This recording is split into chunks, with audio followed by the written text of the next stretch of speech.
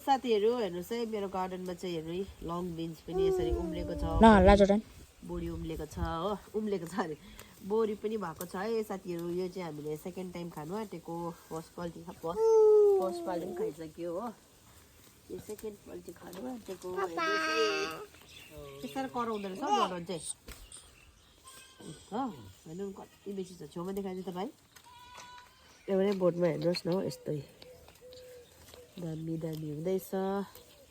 अब अरू यता देखाएर अरू टिपेर पनि भेट्छु म तपाईँलाई ल यहाँ हेर्नुहोस् यहाँ देखा त भाइ साथीहरू यहाँ भुइँमा देखा यहाँ मजाले टिपेकोमा देखा र साथीहरू हेर्नुहोस् त यी भेन्डी पनि हो भेन्डी पनि हो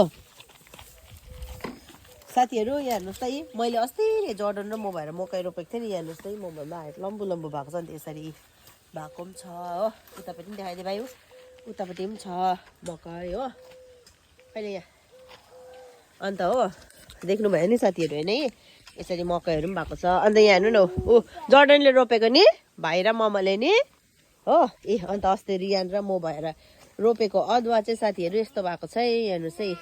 आज चाहिँ हामीले अदुवाको माउ निकाल्नु आँटेको किनभने यसरी बाहिर बाहिर यसरी भइसकेको छ त त्यही भनेर चाहिँ माउ निकाल्नु आँटेको साथीहरू हेर्नुहोस् न निम्बु पनि भइरहेको छ हो कति फल्दैछ निम्बु पनि हेर्नुहोस् है अब के देखाउनु तपाईँहरूलाई बस्तीमा बसेपछि यस्तो निम्बु मकै हुँदैछ अनि रासहरू हो यति नै छ मेरो गार्डनमा चाहिँ त्यस्तो केही पनि छैन डल्ले हेर्नुहोस् है साथीहरू डल्ले खुर्सानी हो बेसी फलेको छैन यो हो अहिले बोट त थुप्रै छ डल्लेको हेर्नुहोस् त हो